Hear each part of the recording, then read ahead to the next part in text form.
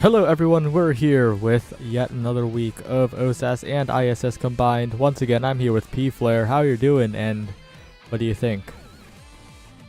I'm doing just fine at the moment. As for what I'm thinking heck of a name, Hooked on Goth Cats. Never really seen him before. Have seen God's Strongest though, so tell me what we're looking at on the side of the cats. Is there anyone in particular that you feel we should be looking out for? This is a bit of a big roster on the side of Hooked on Goth Cats. If you tab over to the start cheat sheet, they technically have 6 people available there. I think of the members of Hooked on Goth Cats, the ones that I've heard the most of are Falolin and Feeding Kappa. But I can't really give you too much intel. This is definitely a team that doesn't make it all the way to the qualifier match that often, and they'll have to make it count this time. Interesting. So, something that's not quite a bit of a surprise, considering they've made it this far. They've got some data on them as of now, most likely, but first time for me, so it'll definitely be interesting to see. But on the other hand, we do have God's Strongest Soldiers. I am not surprised by Kurt's picking that Asher, Rico Polo, also on that enemy. We know they are kind of monsters on that, so Kurt's in particular, I'm looking for a good performance out of. I see they changed to the Mako, though. Also good.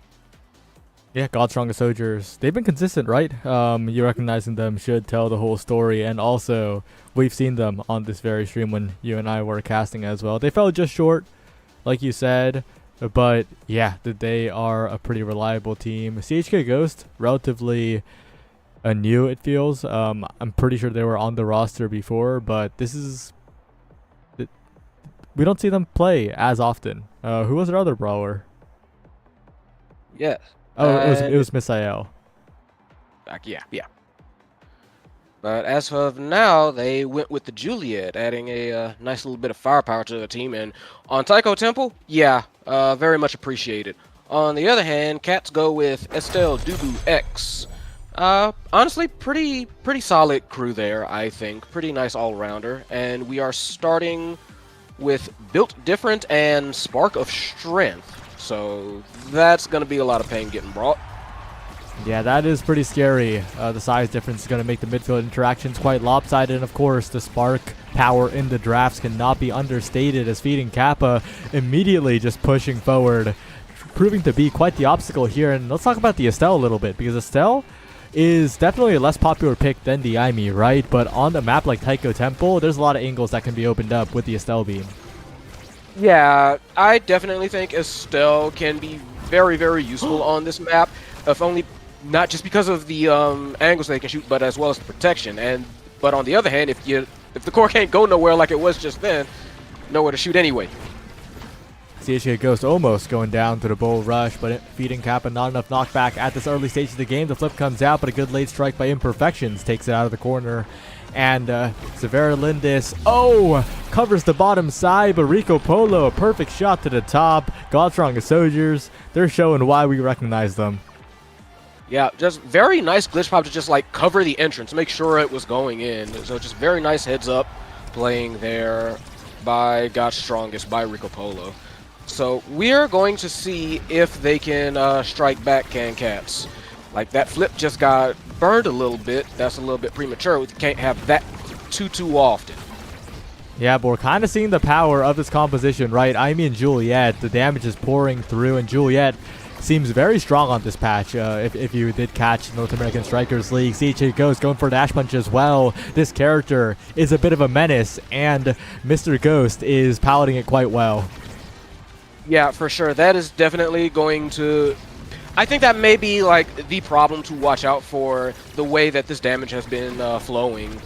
And if Cats do not take into account Ghost's sheer offensive capability, they are going to be in for a rough night. They have the potential to like deal with it with X and Estelle, frankly, but they just have to be of a mind to do that. Yeah, and of course you can't forget the dash punch scoring power. The flame flurry is good, and actually Rico Polo catches with the glitch pop. The Estelle goes down, and now Ghost with the strike core against the log. Calm, cool, and collected 2-0 up. Yeah, They did not look like they were in any sort of trouble for those last 2 points, and obviously that tells me they've got kind of like a good mental going on. They know what their game plan is, and at this point it's just okay. Let's just run our game plan. So it's up to Cats that's gonna have to find a way to counteract this. Maybe they get some good drafts. Maybe they just find a different kind of play style. Not sure right yet. It's a bit early, but still, early signs are not looking too positive. They have to find something. Yeah, they're forced on the defense very often, right? Especially the Estelle. Of course, the Estelle helping out on defense is very important, but if the Estelle's always forced to help out on defense, that's going to be a bit difficult for Solo X to score. A flip used, Rico Polo staggered, Ghost brought low, but still surviving, and now the damage is turned completely around, feeding Kappa in danger to the Firewall Sentry, and the Ensnare Drums bouncing that guy all the way around, and Rico Polo lives! I kind of thought Rico Polo was dead, but apparently Gorstrike gods say not today.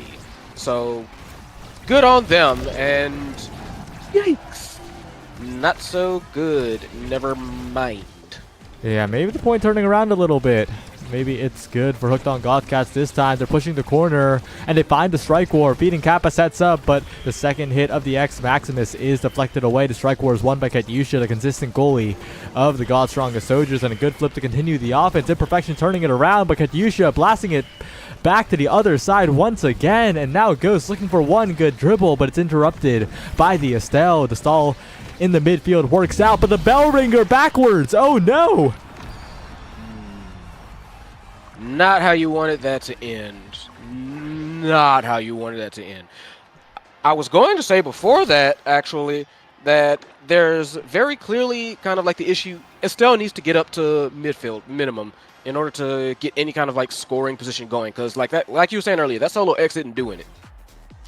Yeah, with the draft 1-2 punch being taken here, that's interesting. Rico Polo has been known to go for some KOs, but not leaving it down for the Julie is a little confusing. But of course, that single spark in the first draft combined with the starter spark, that is scary. Yeah, I could see them having decided like that, just like let Juliet go for like spark build and just build up her strength that way instead of 1-2 punch, when you can say like deny it from, I don't know, like the X or even the Estelle and still get some spice on IMU hits. So that kind of makes some level of sense to me. Yeah, and this is the downside of taking build different when there's a spark available, right? The Dubu couldn't deny the spark really like happily, so they ended up taking what was good for them instead. And now the Julia with 2 sparks, even if God's Strongest Soldiers aren't able to come on top in this draft, they're in such a dominant draft spot. CHK Ghost with 1 more spark turns into a machine. Yeah, it's definitely something they're going to have to watch out for. And you can see, though, that Cats are...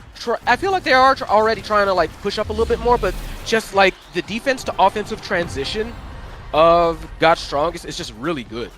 It's just, like, playing good play. Yeah, that is indeed the problem.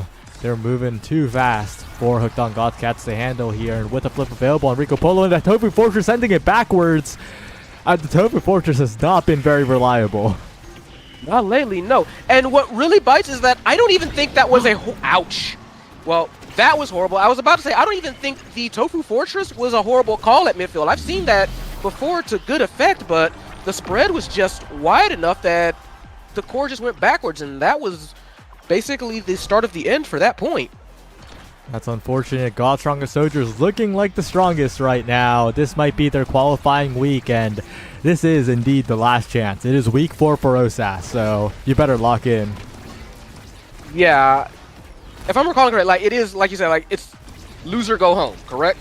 Well, in these matches, they're in the winner's side, so they have 1 more chance, but you don't want to be brought to your last chance. True.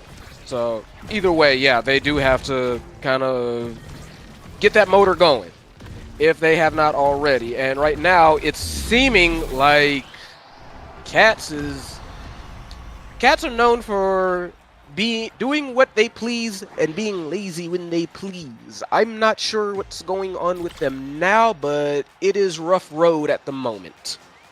Yeah, and they're guaranteed a spark, right? That's triple spark guaranteed here for the Juliet. Undeniable now. He's got to take what's good for you. Hot shot, though. Denied away as well. Spark of Focus denied, but honestly, I don't like that too much. Spark of Resilience going to make this Juliet unkillable. Like, you just cannot get rid of this Juliet ever.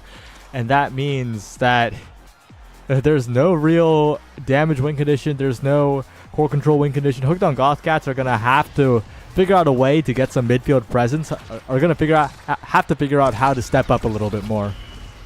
Yeah, I'm trying to think of like, okay, how do they do this? And the only thing I can think of is, if possible, at all, high-speed goals. Like, do not let the points get started. Do not let them run past, I don't know, like, say, like 30, 20 seconds. And certainly don't let them get into overtime. But they're going to have to act fast if they want to stand a chance at coming back to this, like, at all. But aside from that, and even that, I'll admit that quote-unquote win condition is a bit nebulous. I'm not quite sure what they do to come back from this one. It's going to be difficult, especially because feeding Kappa has so, like, the health difference between the brawlers is ridiculous. Look at the ticks on each of their health bars. Feeding Kappa, not long for this world. Punched away from the play, but imperfections. Wait a second, sniping forward. Maybe this is their chance. The Tofu Fortress blocks the entire side, and the Dubu walking up as well. Big opportunity for Hooked on Goth Cats, but they can't get control of the core. CHK Ghost dribbles forward, sets up a play. Feeding Kappa now, but flipped away by Kenyusha. Dangerous spot, but the flip's too early from the X. Another chance here. Another flip comes out. Imperfections forward. But Kenyusha has every single ability in the game and saves it once again. They tried. Cats tried everything. Cats just pulled out everything plus the kitchen sink on that offensive play and got, well, I was about to say got nothing for it. I guess on that play they got nothing, but they did get a knock KO. So if they're going to score, I think this has to be it. It had to be it. They find the goalie. They could have scored earlier, but now CHK Ghost, a long shot. Midfield still holding control of the core. Flame Flurry. CHK Ghost stalling as long as possible. Goes to Rico Polo. They cleared away. No goalie necessary right now as they have the clears locked down. The vertical clears proving to be brilliant for them. And they get it around, and Feeding Capital must be kicking themselves because they had the goal. They missed the shot. It hit the side of the net instead. And now it's slipping away from them. CHK Ghost in position. Still saved, but still possession. And the patience to go for that strike as well. God Strongest Soldiers, what a brilliant point. That was just so clean. That was just so good. I'm just, wow. That was just a very, very nice play. They overcame like a 1v3 and scored on that. This might be a bit of a skill difference. I'm just saying. Yeah, I mean, this God Strongest Soldiers team, they've been like inches away from qualifying pretty much every week so far, right? So the fact that they're once again here, it means that maybe they might be a little bit overqualified for this qualifying position. Maybe not, though, if Hooked on Goth Cat can replicate what brought them to KO. Rico Polo in particular has been low quite a bit. Yeah, that double barrier isn't going to help things, though. So point 2 coming up. Ghost trying to approach. No dice right now. They did manage to get the core away for a little bit. Core control has been their demon for this entire match for Cats. Yeah, the core has not gone in their favor. They have not been winning the midfield interactions, and this in Sarah Drums is also perfect. Kenyusha continuing to keep both barriers up. A passing play now. CHK Ghost. Rico Polo right in the gap. Perfect shot. And that is one goal standing between God Strongest Soldiers and the finale qualification. Yet again, that was just a really good point. Just perfectly placed. And neither of the defenders just could get to it. Just split the difference and call it done. I'm not sure what else you can say about that one. Just very good play. Very, very clean. They're looking for a little bit more here, if possible. A lot of damage on Kenyusha, but the KO seems so far away. The barrier still standing. Finally goes down. Hooked on Goth Cats. Last chance to turn this one around. Flipped away by CHK Ghost. Dangerous spot, but they get it through the Tofu Fortress. After it disappears, the strike war still won, but the goalie taken down. We've been in the situation before, but it's a little bit different than last time, as it's a goalie goal for Hooked on Goth Cats. Okay. Moral victory, no perfect, no complete 3-0. They got a point on the board, so hey, it is what it is. Take it. And they kind of revealed the win condition, right? They need to go for damage. yeah. They need to KO the goalie. And Kadisha's looking a little bit killable here. No evades left. And if they connect some abilities onto the Mako, that could be huge. But with their midfielder going down, it's going to be a dangerous spot. No barriers taken, but the flip denied. And now they're in a ton of danger. Yeah, they did not like Cats getting that point, and they're trying to answer that back very fast. But it does seem like Cats are saying they aren't going out. They aren't going out like they try not to go out like chumps. If they can somehow take this set, there is a possibility that they can come back. Like you said, I think they may have found that win condition. You kind of said like it was going to be hard for them to go for KOs earlier, and I think for a while they agreed, and then they actually got some, and it was like, oh, maybe this might work. But this isn't going to help. CHK goes so much speed available. The triple spark Julie will close the door. But for a moment, it almost looked winnable. So good try. Hooked on Godcats, they have one more try left in the losers bracket, but that'll be later. Yep. Not much else to really say about that one. Godstrong is just, honestly, very clean play. Nothing like too outrageous, nothing too crazy, just knew when to shoot, where to shoot, good defense, good solid transitional play, just good, just almost I want to say just like good basics all around, and of course very good drafting. Yeah, well, we will have to move to ISS now, it looks like, but that'll be after a very, very, very short break. Don't go anywhere. Be right back.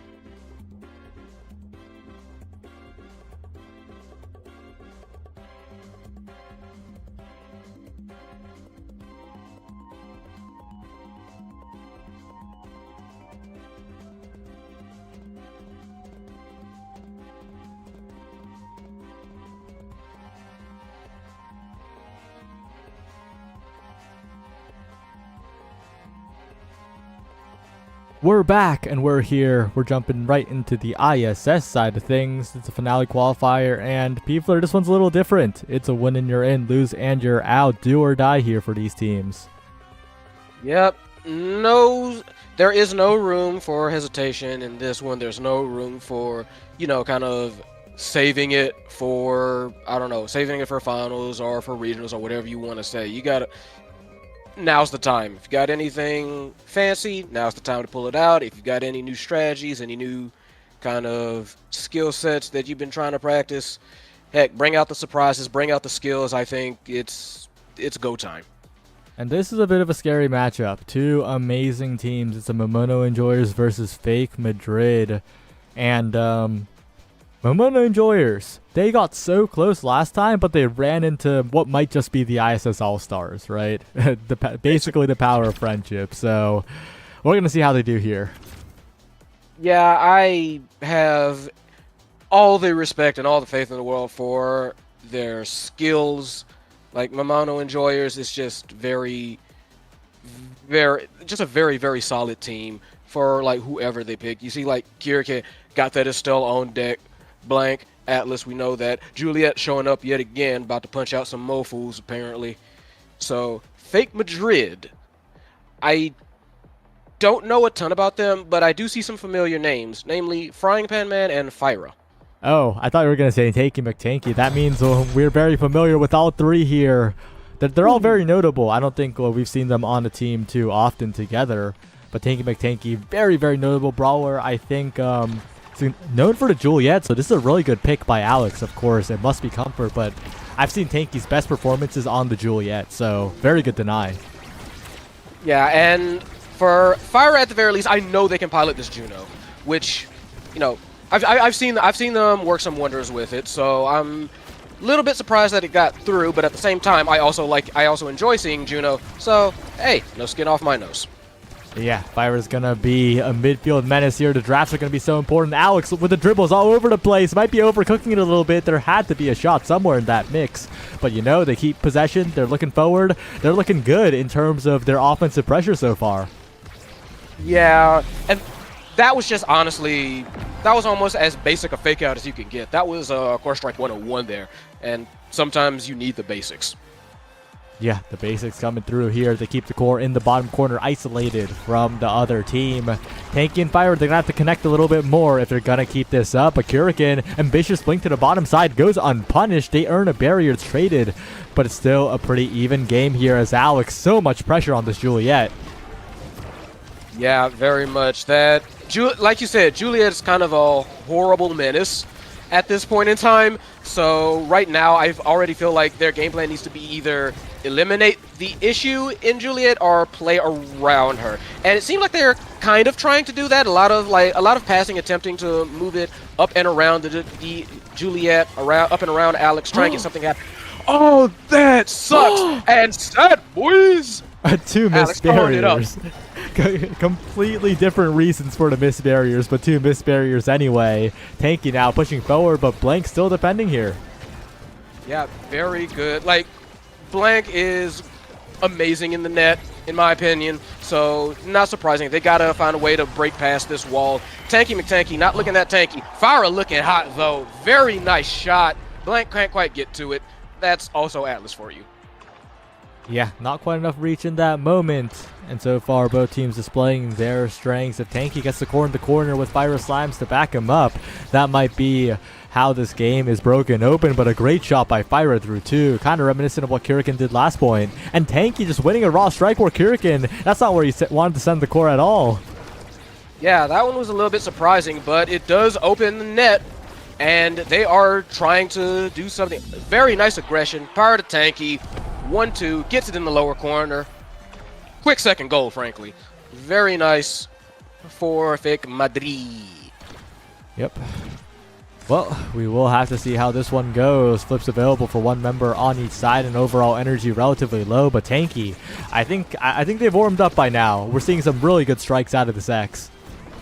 Yeah, 100%. Like, takes a couple of rounds, but yeah, for sure they've definitely kind of warmed up. But on the other hand, I also think, you know, Momono Enjoyers have started to kind of like figure out what they want to do. I think they might be a little bit behind on that front, though. There is a lot of passing, but I am noticing that they're not quite. Alex hasn't been as aggressive as I expected them to be, although they are aggressive. Does that make sense to you? Yeah, I definitely understand. Tanky, though, needs to be careful here because Blank could combo this X off the edge. A really aggressive flip by Frying Pan Man, almost successful, but stuffed out with every single ability, and now Tanky's a big threat here. If Tanky's let the region allowed to get this flip, this is a huge problem for the Momono enjoyers, and they don't get rid of him. The X still survives. That was rough. Like, because of that, frankly. Oh. And from then on, it's academic. Yeah, absolutely clinical from Thyra. What a perfect pass to Tanky. No missed shots here. We're in the first draft already, and Tanky McTanky, first pick here. This is a little bit scary. Yeah, I can see a number of things. Could go for aerials if they fill in fresh. I've seen that happen before. Spark, well, I was about to say Spark of Resilience would be like the early obvious pick. So, not too surprising there. I will say this again. I can understand stacks on stacks for Juno. I would have went aerials. I've seen some crazy Juno plays with aerials. I'm a kind of a believer on that now. Yeah, I do agree, but I think it was also kind of a deny against the Juliet, right? Because the Juliet builds up stacks so quickly with the Flame Flurry, and you do not want a fast Juliet having a lot of agency around the map. But even then, this Adrenaline Rush is a win condition now for the Momono enjoyer. So, yeah, the aerials might have been a great pick there, especially with, like you said, the dash range creating so many plays. Yeah, it's one of those... At this point, it's one of those things where it's very wait and see, because you can see, like, already things have very much evened out. Both sides got the net open, and very, very quick follow-up from Momono enjoyers. Very nice punch in by Alex. Very, very clean, very, very crisp. Now, it's another point where the Momo enjoyers did look good, but we saw what happened last time, right? It turned around as soon as Tanky McTanky got rolling, as soon as Fyra got some good passes through. And if they can find those connections again, if they can find those KOs again, Kurikan goes down.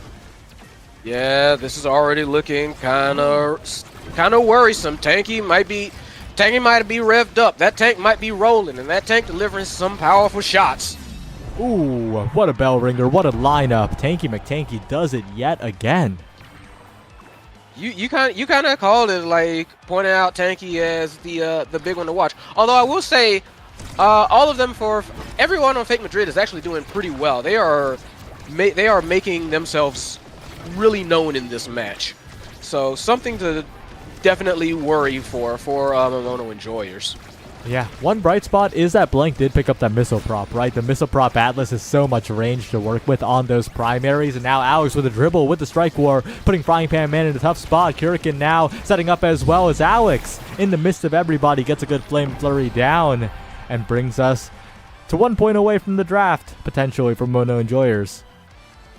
Yep, about to tie this one up. It's looking like it's going to be a bit of a slugfest, as opposed to, like, the last game. So we might have to buckle in for this one. Oh, but caught near the edge a little too much, and that guy had a full core flip bar, right? That is huge for the Momono enjoyers. Yeah, they're going to want to take quick advantage of this. They really going to want to tie it up off of this one now. And yeah, I got to say, like you said, that missile prop for Blank, for Atlas, period, just so great at, like, mitigating one of those problems. Sad boys! Oh, and a kill!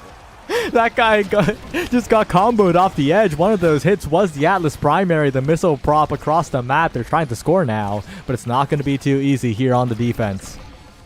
Yeah, no, Juno can play defense when she wants to, so not surprising that that one kind of, like, got shut down.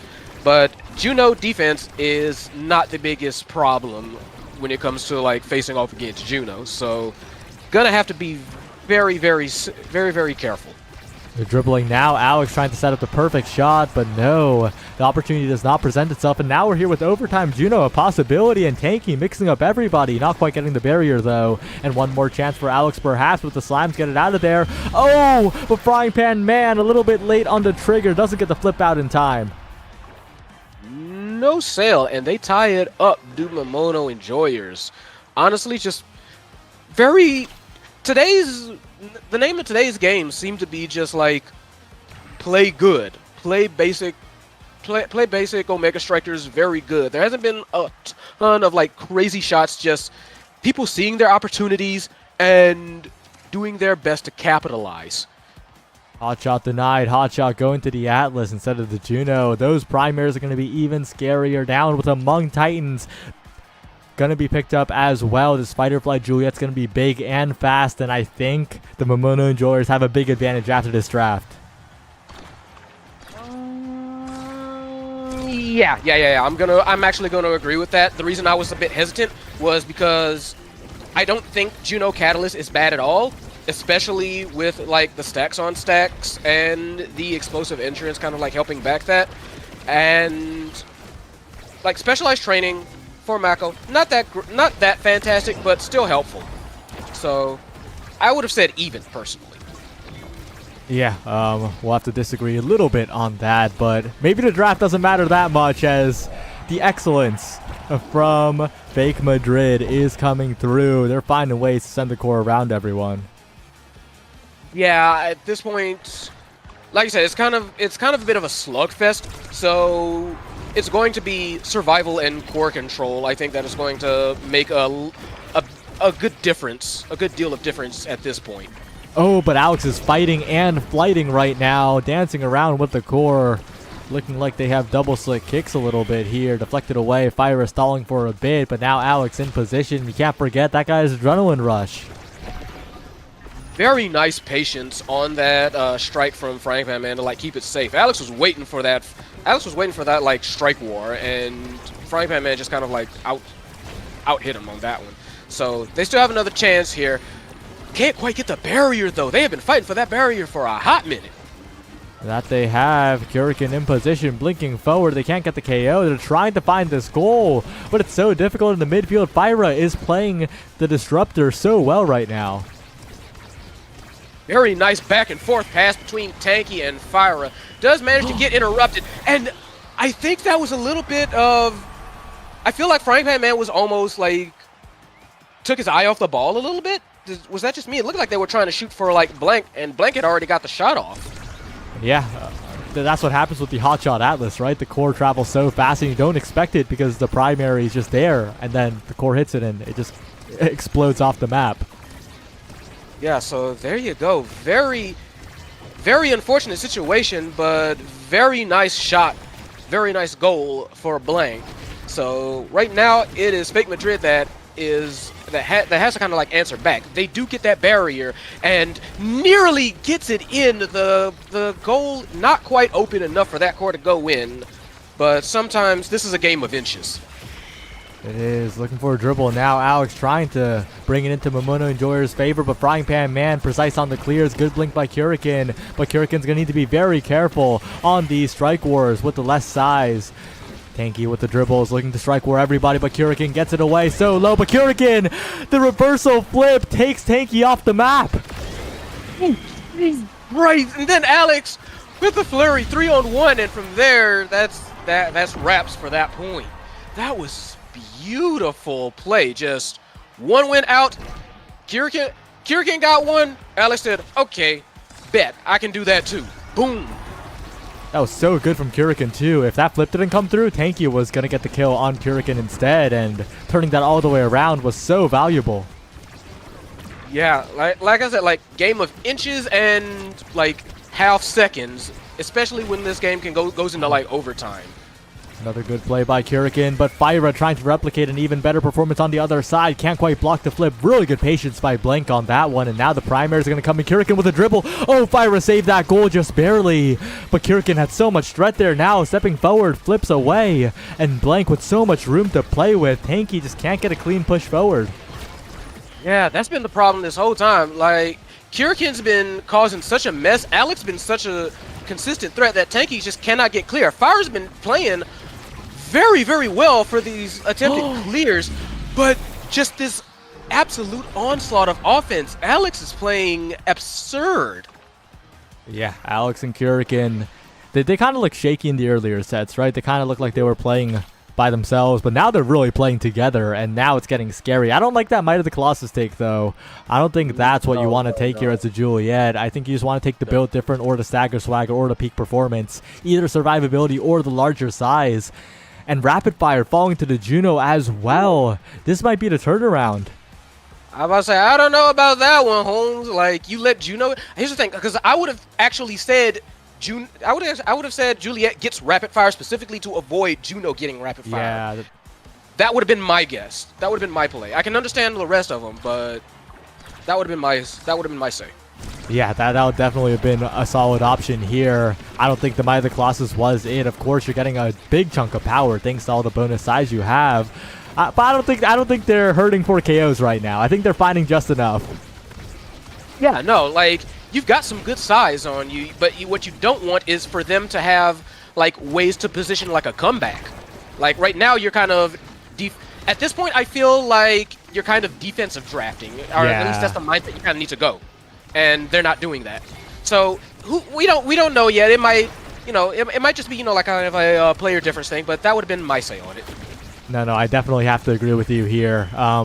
But the question is, can they still win, Can they still use their strengths against this newfound rapid fire? And currently, Fire is using the rapid fire quite well, right? So much map control, and Tanky's getting a lot more tries. Yeah, just all those slimes coming out when originally they weren't there. And like I said, Tanky getting a lot more offense, but that was a very good stuff. Doesn't last forever, though.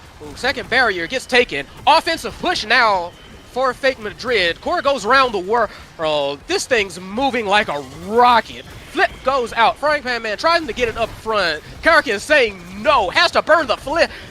Avoids the core. Is not making sure that it goes through. This is getting really out of hand really fast. And speaking of out of hand, that backwards bell ringer, Blank with a perfect strike to get out of danger, and that slime's so scary. Alex in a really tough spot there, but still the core surviving, a flip available, the KO found, and the goal in the same time. And when Momono enjoyers are explosive, they are so explosive. What? Okay, what happened with Frying Pan Man right there? It feels like kind of like got caught sleeping a little bit. That may just be me, or it may just been like a cooldown of one of the skills. I don't know, but whatever. We are on to the next point. Let's keep it moving. Can't let that shake them too hard. Yeah, it's hard too, right, as a goalie, because as Mako in this core speed heavy overtime, you can't cover the entire net, so Frying Pan Man was trusting Fyra, but Fyra exploded, and now Tanky is exploding, and that makes Frying Pan Man look like a fool when your teammates go down when there's no coverage, but right now it's a power play once again for the Momono enjoyers. Yeah, it's Fyra and Frying Pan Man both on that desperate defense, but defend do they do, and Tanky McTanky trying to come right back in, trying to get some offensive pushes going. He does! Beautiful kill on Karrakin. Very much needed. This offensive push trying to go. And Alex, very interesting stall there. Flips for the stall, flips for the delay. And hey, it might have been worth it. We gonna see. Blank putting on a masterclass, but it can only last so long. Tanky McTanky manages to push through, tries to go for a score, not quite there yet. Core gets up to him. Bell ringer comes out, not quite at the angle that they want, and this is getting really nuts. I'm getting very excited here, if you can't tell. Yeah, Frying Pan Man with a great strike shot too to make sure it doesn't get past Alex, and Alex going down to the slimes. The Juno getting the KO there is huge. Karrakin gonna have to help defend, but this Estelle is tiny among Titans. No size, past Tanky, and that's a goal for Fake Madrid. Flip in the face. Nothing you can do about that one. Punched it in. Woo! Here they are. I think Fake Madrid kind of like they're pushing the tempo. They're trying to push the tempo really hard, and at this point it may be working out for them. That's one barrier gone. Trying to get up front at Fire to try to trust the slimes to get it to him. Not quite. That allows for a transition on offense, and for Momono enjoyers, they get a barrier out of it, and they're trying to push that one hard again. Black Hole goes out and kind of screws everything up for a little bit. It's back in the hands of Fake Madrid. This core is like being traded very, very often. Both teams kind of sense the urgency. They're trying to figure out what to do here. Ooh, a little bit too much urgency from Blank though. The flip is a little bit wasted, and that's a big opportunity for Fake Madrid as they keep this point going. If they get the draft here, there's a chance for a 1-2 punch, right? That could be huge for the Juno. Yeah, very much so. That could be very, very scary. And right now, you can see that Fire is trying to play a lot more aggressive. Trying to push it up. And Alex already trying to push that down. Another very aggressive, very anticipatory flip. So they lose that. But Alex has proven they don't really need those flips. Alex is just a straight threat themselves. Core nearly goes round the world. Very nice snipe shot by Kurikan. Tries to get it free of their goal. It's open now. Both sides open. 1-2 to 1-2 to Tanky. Doesn't quite make it. Very nice defense by Kurikan and Blank. Yeah, but they have to worry because this Juno's coming through yet again. The slime on the top side, not quite aimed to score the goal at the moment, but these slime speeds are getting a little bit crazy. Kurikan helping out, and Alex now in position, but Frying Pan Man as well, looking for the shot, a flip available, dangerous position. Kurikan sends it right into the slime. That's not the angle you wanted, and Tanky McTanky stuffed out. Oh, the defense is so good, but it's finally Fyra with a jump that closes it out. Ooh, Fyra. That car was going everywhere, and Fyra just managed to see the opening. It's like, I gotta jump! I gotta hit this! And hit it they did. We're seeing some nerves here. This game's getting real close. Yeah, no, absolutely. They are, like I said, I think what's going on is Fake Madrid's kind of like figured out the game plan, and Momono Enjoyers are trying to respond, and they're basically not quite adapting fast enough. Alex looking very, very low. Tanky took a quick cheap shot at it, but Alex has to be very, very careful now. But across the entire map, the Missile Propulsion Atlas is such a threat with these primaries, with the hot shots. And Alex set up perfectly. Frying Pan Man can't cover. And Fyra probably should have flipped that, but it's difficult, right? Fyra was barely in that range.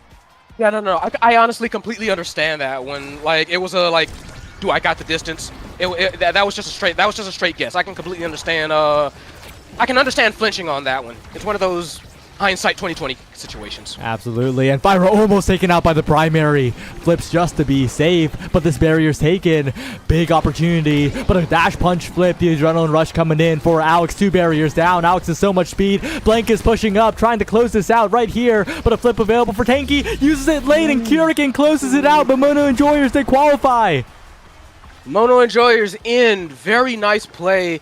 I think Tanky that dribble that they went for, I don't think that was the play. I think you kind of flip and then go in. But again, that whole game was just getting completely ridiculous. And Alex was playing insane that whole game.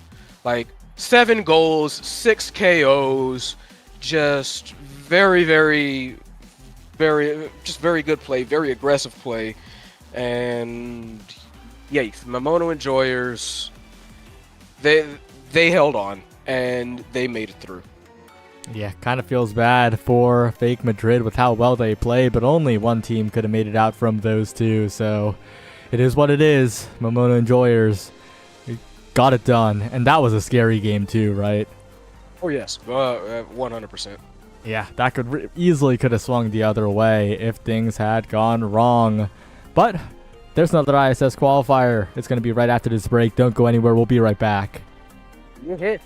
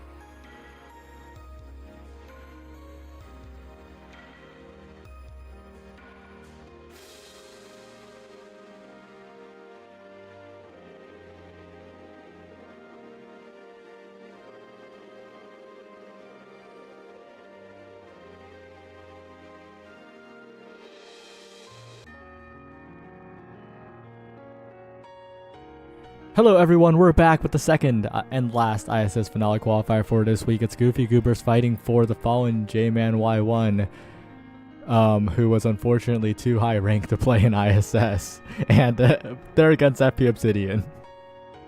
I'm gonna be real. I thought this was I don't know who that is, so I heard the name and I was like, oh, did something happen to somebody? And it's like, oh, okay, Yawa, okay, whatever. Let's get. I was about to get real for a second. Let's move on. Yeah, So, they weren't real. We got some familiar faces going on, like on Goofy Goobers. We got Khalil, that Rasmus. We know.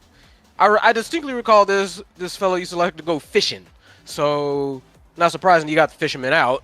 So we gonna be looking for that as well as the Aimi. Oh wait, no, the rune as well. Boom. Oh, I Okay. like this. I've seen Khalil's rune before. I do like this, especially because we've seen the renaissance of rune. On the other hand, we've seen the fall of Aimi Goalie. If you caught Nassel, that pick has fallen off. Unfortunately. Yeah, it's kind of died out a bit. I agree. On the other hand, we got Izhinitter with the Atlas again, Z Yoshi with that X, and we know that X is nasty. Oh, is there a server issue? Did the connection explode? Oh dear. Oh, they're using a band skin. I mean, Z Yoshi. Oh. What, Z Yoshi?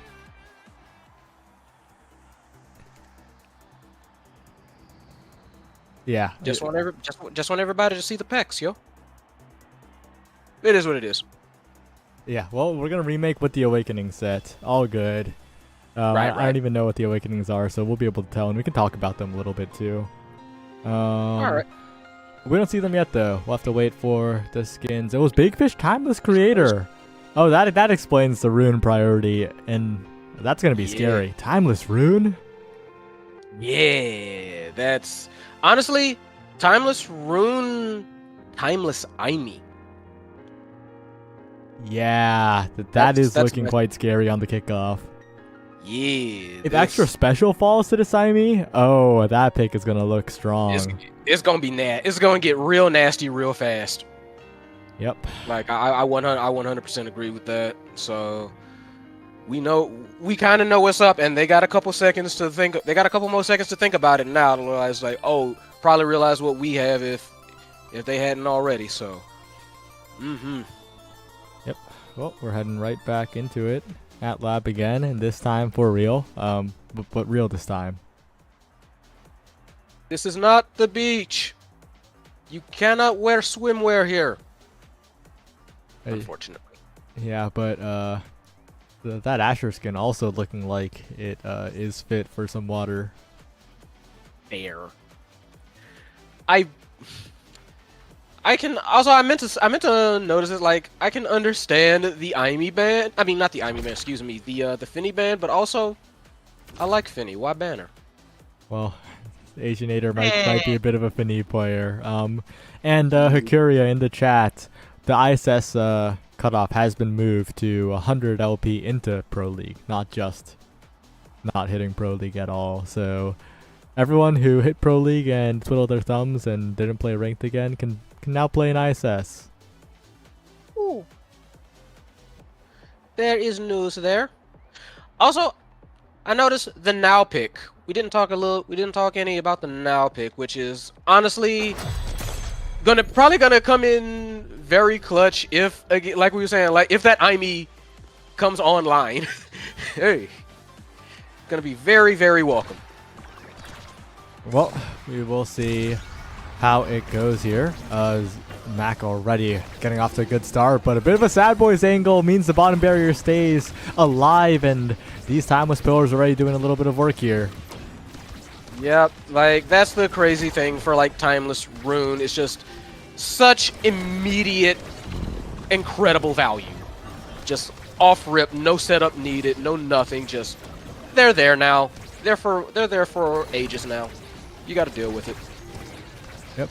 Well, on the bottom side now, looking for some kind of passing play here are Khalil and Mac. And Mac, whoa, what a clean dribble. Finds the perfect primary.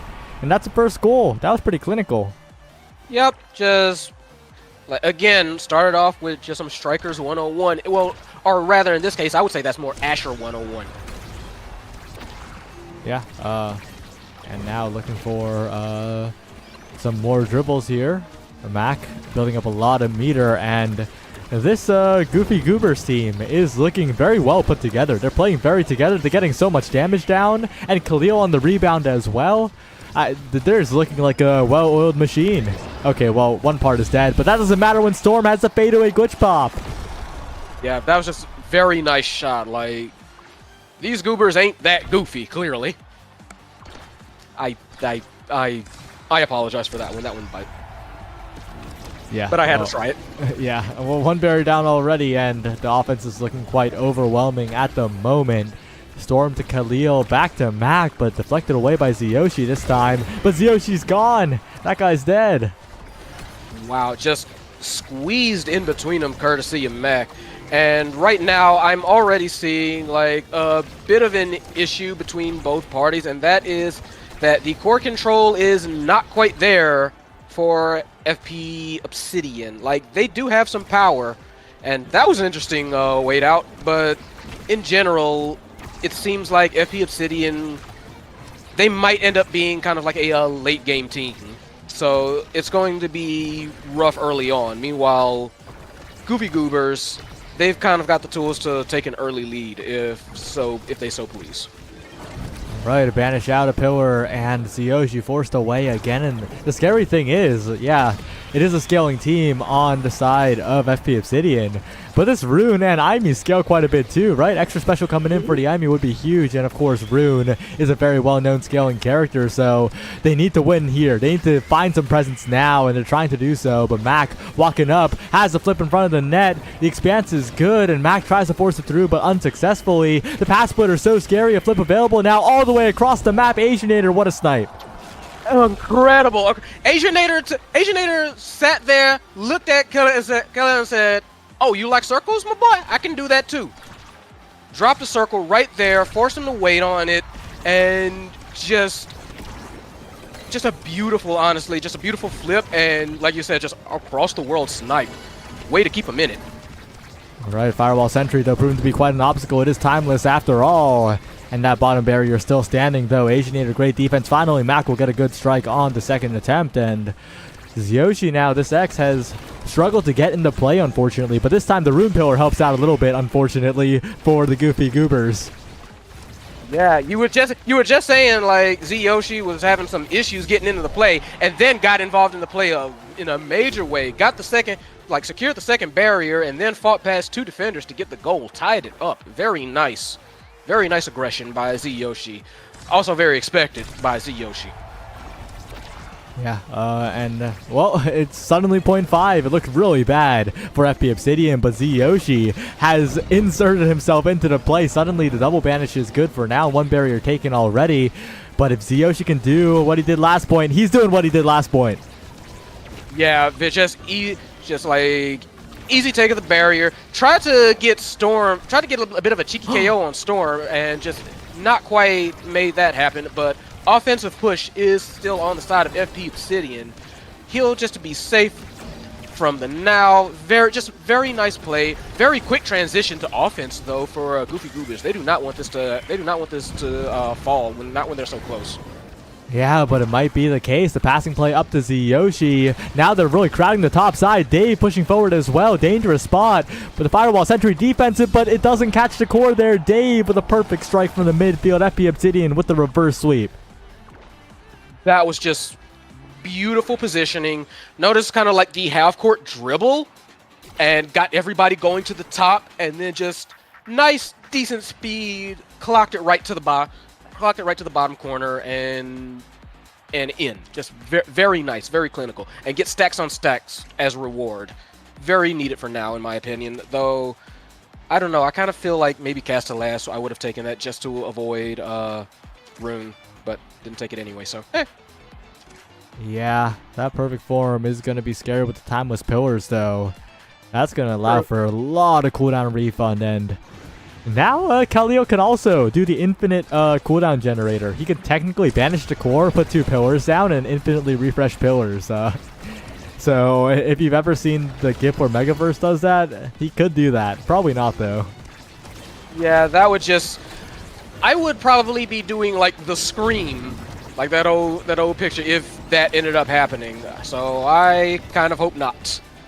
We gonna see though. Both top barriers have been taken, and right now it's FP Obsidian that's on the offense. I feel like they've kind of started to find their groove with how to keep this offense up. Now starting to become, like with those stacks now starting to become online a little bit too, I think. Yeah, we're seeing a lot more speed coming out from Dave perhaps, and double banish is a little bit scary, but no pillars to follow up on, and really good use of the center from Khalil, but taking a lot of damage are Khalil and Mac. They do get the barriers, but if they can take out Mac here, that would be a big turnaround. Mac stays alive though, still a threat, and they need to get this Asher out of here, but the Asher's still living. Yeah, Dave tried hard to get that Asher out of here, but no sale.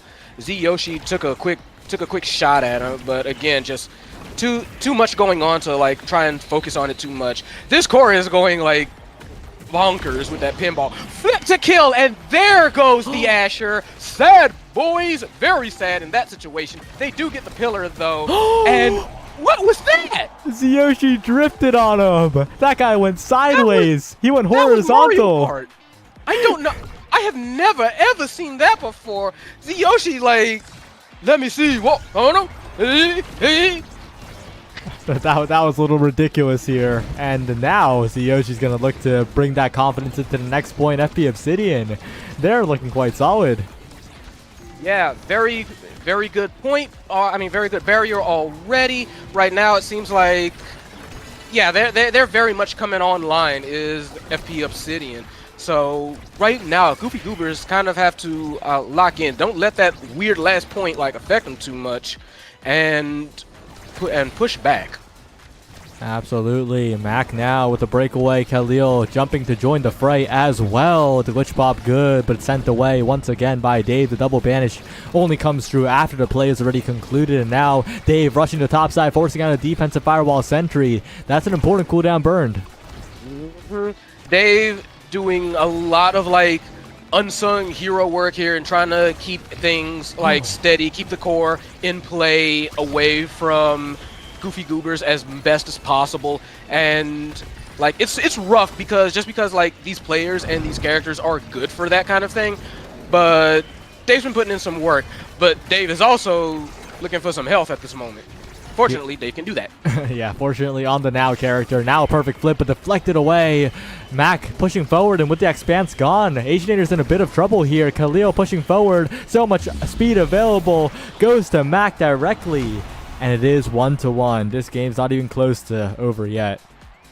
No, this one is absolutely gonna be a slog, especially with Mac being such a threatening presence in honestly both midfield and forward. I'm gonna say that. Just been very scary individual.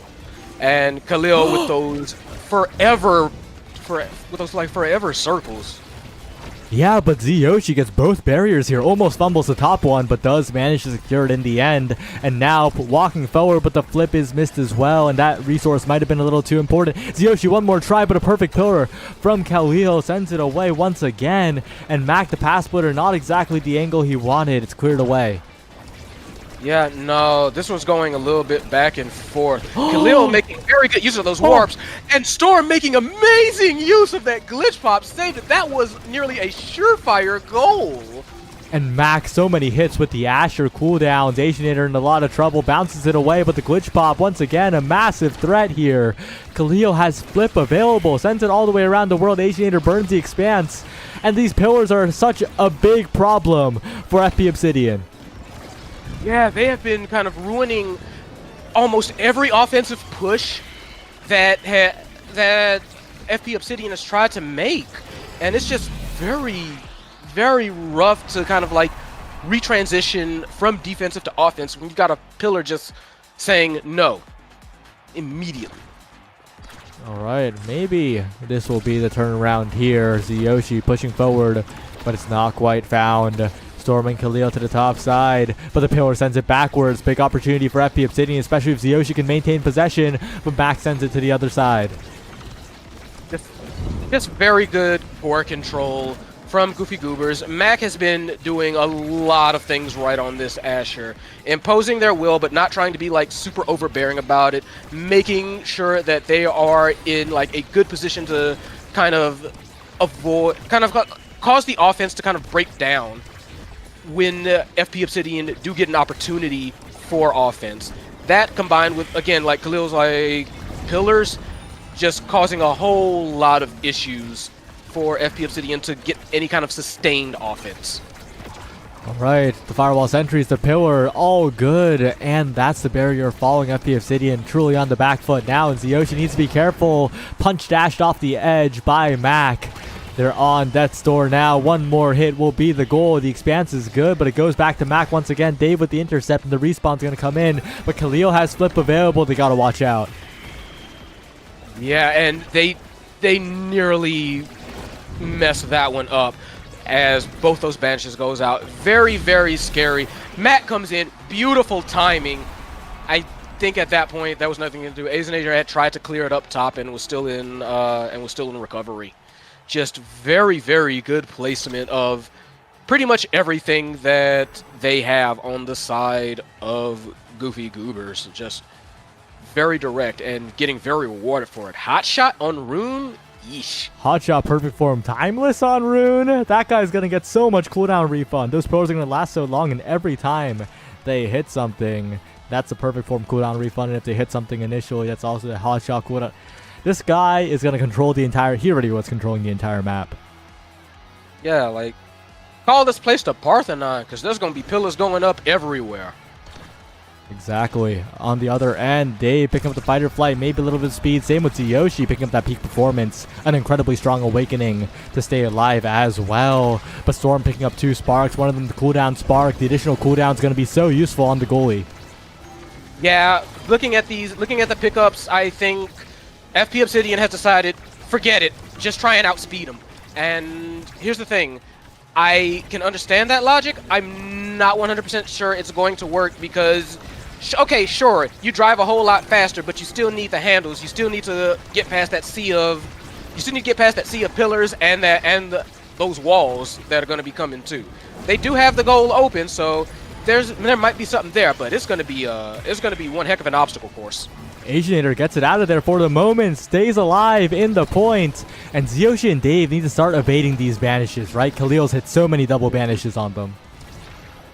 Yeah, very nice dribble by Zyoshi, and very nice goal there too. Just very good timing, and a much-needed point. Absolutely. Well, Dave and Asianator looking on the top side. A flip burned, but that's still 2 barriers taken. FP Obsidian, they're looking really confident. Yeah, tried to clear it out. Did Storm with that glitch pop. No dice. So now they've got the offensive pressure up. Storm moving very far up, like even without the eject button, trying to make sure that offense holds, that they don't have to have a reason to like come back and try and defend against that scary Yoshi X and possibly that Dave combo. Because otherwise you get into scary situations like that where you need like Khalil, well, you need someone else at your back to try and like help defend the goal. Very, very scary situation for the Goofy Goobers, but they are navigating it well so far. Mac incredibly low, but the KOs just have not been coming through, and with this barrier down, finally they take out Mac, but this flip's scary. They get it away. Khalil now with a flip. One passing play could be devastating. Storm stalling out, but overcooks it, and they waste a flip, and they lose the goal. Big swing in the favor of FP Obsidian here. Very much, and yeah, I have to just like agree with that. That was a little bit overcooked. Tried to fake out when there was no time for a fake out. Zyoshi didn't care about like the fake outs. He was like, that if that core goes down, I am punching. And punch he did. Pillars now a little bit awkward here. FP Obsidian, I think they have enough speed in this game to just glide past the opponents in this one. But they'll have to get it out of this corner first. And Zyoshi just tanking the turret. But with that peak performance and Big Fish, Ziyoshi's so tanky. Yeah, and even then, if it gets a little bit too dicey, yay, you got Dave on the now saying, yeah, I got you, don't worry. Oh. And look at that! Storm jumped to defend the goal. Zyoshi flipped and said, guess for set. And guessed wrong. All right, boarded here. That extra special is a bit scary, though. You might have to deny that as the X because it's scary on the rune. It's scary on the Imi. You pick up the stagger swagger, pick up even more speed here. But now the Now needs to deny the X. No, it's taken by the rune. Honestly, that's a good outcome, I think, because now the Now could pick for herself instead of having to worry about denying that Imi here. Twin Drive is still great, but extra special timeless on the Imi would have been devastating. Okay, Catalyst on Now, I guess I get that, yeah. I mean, Catalyst is good on everybody, you know? I was actually expecting Siege Machine, or I guess maybe Monumentalist, because, you know, Monu Now. One of the two. But I thought it was waiting for, like, the Atlas to get one, and then Now would get the other, but no, I guess. Yeah, they were really just trying to make sure Asianator got something, right?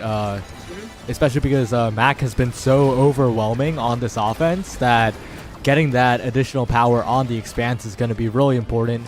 But maybe they can still work past that as these barriers go down. But Khalil's not in position. It's a triple banish, but there's no cast to last. Yeah, just don't get me wrong. I get what they were going for, but there was nobody else to follow up on the play. Great play, but just nobody else with there. And sometimes all you need is someone there with you. Sometimes you need a friend. And Zyoshi was that friend. Did you see that, by the way? Exalt also strike resets at the end of it. So that's exactly what happened there. Zyoshi got the strike back. Yeah, just very good clinical. As for that, though, that was a funny little bounce. Went straight between both barriers and straight between back. So one on the side of FP Obsidian gone, and they need to try and like even up this barrier count real quick, because we've seen that Goofy Goobers do like to be on the offense a lot and cause a lot of havoc when they do. Oh, the Spanish is great. Oh, and it goes right past the Atlas Circle. We've seen this before. We've seen this recently on the stream. It happens again. That's the Banish Pillar interaction with the Expanse. And the Goofy Goober's going to be happy. FP Obsidian going to be a little shocked. Yeah, that was just horribly unfortunate for FP Obsidian. But you got to play it out. You got to keep pushing. Don't let that like affect you too hard. And right now, it does seem like FP Obsidian is trying to push back. Although that flip was a little bit aggressive. They already had the pillar. I'm trying to get a second barrier here. Storm pushing forward, and we're seeing some of the weakness of the Imi goalie, right? When the X is in your face, the barriers do fall. That's why Khalil has to drop back to help a lot. But with Khalil managing the secondary so well, it feels like Khalil can defend and attack at the same time.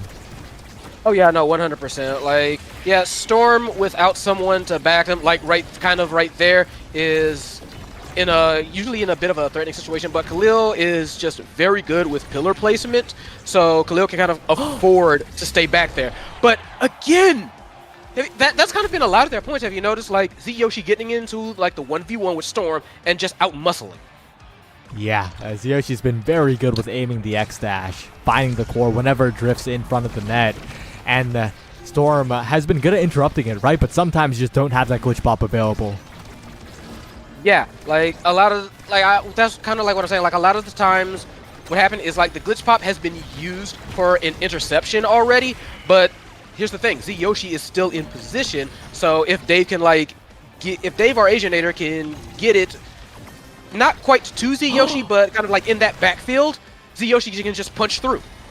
Amazing snipe by Dave there. Expanded the primary right at the perfect moment to hit the core. And now Zyoshi building up a flip. This guy's going to come out. Doesn't even need it. It's Dave's flip that secures it. FP Obsidian qualify. And Goofy Goobers will have to try again. Yeah, that was... Zyoshi was banished and just stood there. And Dave said, yo, it's fine. You can chill. I got this. Flip in, and I don't feel like they were expecting it, because I think that could have been like hit. I feel like that could have been hit back. I think it was just a surprise that Dave, now of all people, just rocked up, flipped, and slammed it home. All right. Well, it looks like we're rushing on to another lobby here. No break this time, because this game has been waiting for a while. It's Venti Caramel Crunch Frappuccino with extra pumps of dark caramel sauce, but like without a knee, versus Chikara Kittens. Did you catch that? Oh! No, I did not! So, good gracious. Let's see what we got here. 'Cause I'm sorry, that name is like I'm gonna try to fit it on the scoreboard because OSS still use the legacy scoreboard, which has a character limit in terms of width, and this is not fitting. clearly not. I would just call him Venti. I don't know about y'all, cause that name is kind of Long. I don't know about it, Chief. They do got that brand awareness though, you know, like Really? you'll remember that they had a long name, and that's recognition right there. I suppose so. I will say this: everybody knows Chikara Kittens. I do not know this. I want to say so many things. I'm gonna just call him Venti. I do not know about Venti. All right, well. Basically, Odimon is the least known player out of the three. Cairo Dugamble is Kyrostier, Rilloys. Oh. Yeah, we've seen that guy before. Yeah, That now I individual. remember. Yeah, Gamble is the do Gamble kind of like threw me off. Okay, never mind. I know you. I know this. Yeah, Okay. they are very, very notable. Played in the previous season as well. Sukana also decently known. And the funny thing is, you know the team that qualified with 8th and Strages? That does sound familiar. 8th, Yeah. Strages, and I need to remember off the top of my head who was the goalie. I think it started with a K. I'm gonna cheat. I'm gonna look at previous week. Okay. Karasu. There we go. Thank you, Gret. And Yeah, Karasu. So basically, if this Venti Caramel Crunch Frappuccino with extra pumps of dark caramel sauce, if this team qualifies, that team and the Strages, Karasu, 8th team are going to swap goalies. So Karasu's going to be on this team, and Odimon's going to be on that team. Okay, I get you. But also, if this team wins, I ain't calling them that long name. Yeah, and Karasu also says in chat, you coach. Yeah, I did coach Karasu, and I also forgot their name, so my bad. I've coached a lot of people. Okay, I totally didn't forget that we scheduled coaching like yesterday, and I didn't make it. But you missed the last time we scheduled, so it's also your. Anyway, we're back. Anyway, yeah. So on Venti, like I said, we got an Estelle, which is pretty, honestly, is pretty standard. We got Zentaro, which is going to be tons of fun. And by tons of fun, I mean pain. Oh, never mind. We do have Now instead. More Now. Cool. I like the Now pick because Zentaro in recent times has been exposed as a pick that is very fragile. Like, Zentaro's health bar is not very large, and teams have started to realize that, and the Sex and Estelle are going to make it so that Sukana can't play the game. I mean, that's kind of what you have to do for Zentaro. I've always felt like you can't let Zentaro play the game, because if Zentaro plays the game, Zentaro gets MVP. Yeah, perfect form start too. Zentaro will get MVP if that guy's allowed to play. Sukana needs to be targeted immediately here. Yeah, like, we're not trying to like bias nothing, but sometimes it just kind of like is what it is, and that's gonna be the nature of it. So, like I said, we all know Chikara Kittens. They all have characters that do well with perfect form, so they all took perfect form. The only person with big fish, Audemon. Yeah, I think perfect form should have been there as well, but I do understand the additional size is a very nice to have, especially when everyone else is smaller. But Cairo taking a lot of damage here. Odimon steals the orb from Cairo. Wait a second, but a great primary from Sukana means that the barriers are opened up first. Yeah, that was a bit of a gamble. I'm guessing because of, I'm guessing they figured like Cairo might have been able to heal themselves. Very nice flip. Very nice kill from Xenox. So we are in a power play now. And it looks like they're holding pretty well, though. Sukana incredibly low, but 2 flips available. The barrier still standing. Venti Caramel Crunch is looking very, very stable, but again, that Zentaro gets low so quickly. Yeah, Xenox is the one looking low as well, too. Sukana had to flip to keep themselves alive, but that was only for a few moments. Xenox finishes things off. So again, power play. And there goes the barrier. Very up close. Inches away from scoring is Chikara Kittens. And there goes Xenox. Kind of bloody already this game. Yeah, and wow, Cairo with the speed. Finally on what seems like the 3rd power play. Back and forth. Venti is the team that scores here. I will say, though, already looking forward to the drafts, right? Teleporting my mind to the end of the set. Time traveling into the future. Peak performance in Stagger, Swagger, and Spark of Resilience. Top 3 awakenings in this game. Oh, that's going to be horrible. And you kind of, again, with just, that was a very quick goal. Somebody died, and then the score goal, and then the core went in. So we are tied up already. Yeah, that's unfortunate for Venti Caramel Crunch Frappuccino with extra pumps with dark caramel sauce, but, you know, they bounce back. They got a little bit of meter on Odimon. They got to watch out for Fox and Sox's flip, and 2 barriers already taken. Sukana in position. Big opportunity for Venti Caramel Crunch Frappuccino with extra pumps of dark caramel sauce.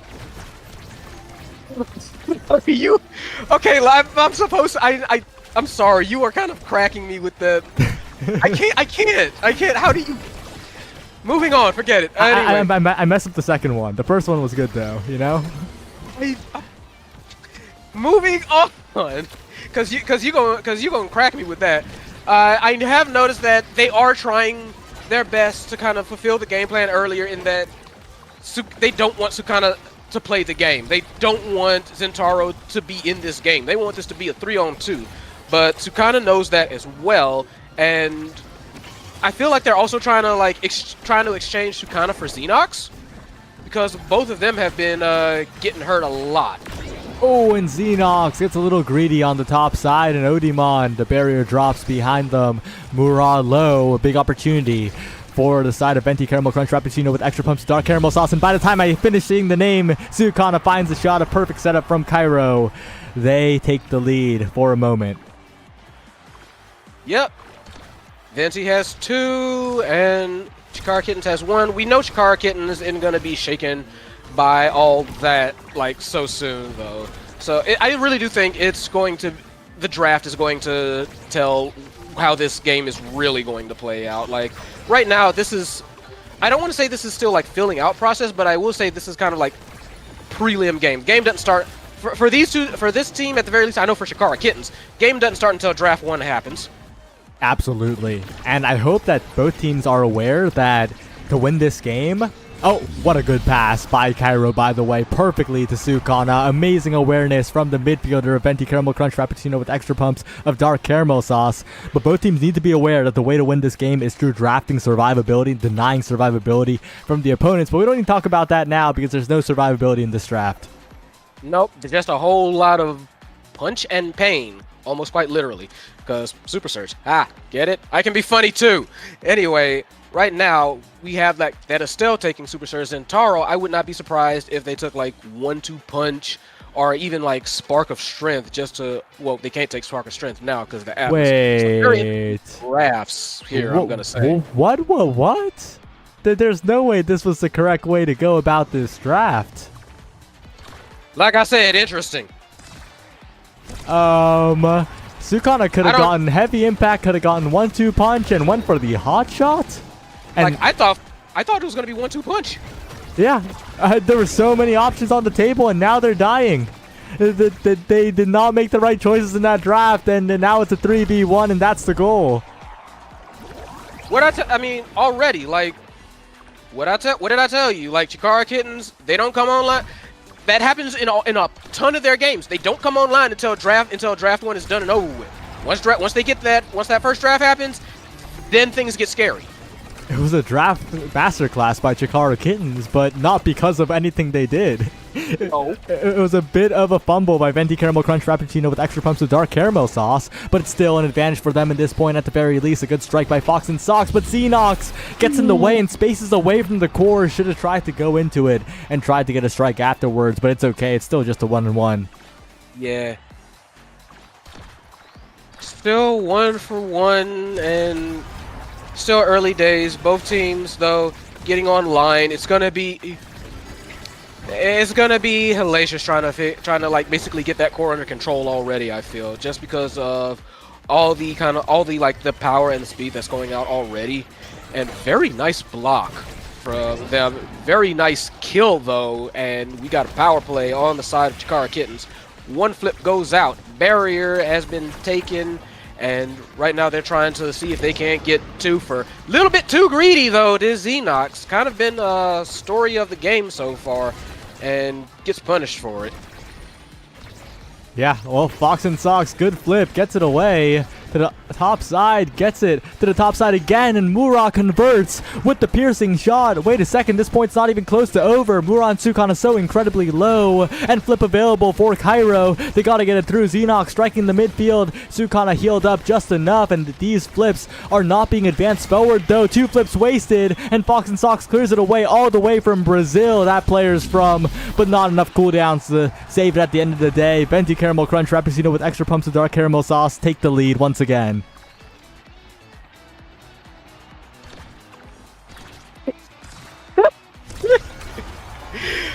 And Xenox been a little bit too eager, I'm feeling, with a lot of their strikes. Just a little too impatient, and kind of needs to kind of like tighten that up a little bit. Playing very well otherwise, just, you know, kind of getting caught out on some iffy occasions. Mura doing very good at the setup and support, however.